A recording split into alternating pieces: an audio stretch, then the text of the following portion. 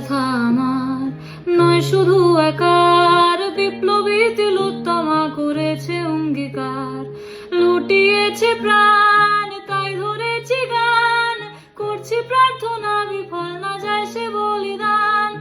আজ উঠুক জেগে সুপ্ত চেতনা, অন্ধকার হতে আলোকে হোক না পথ চেনা।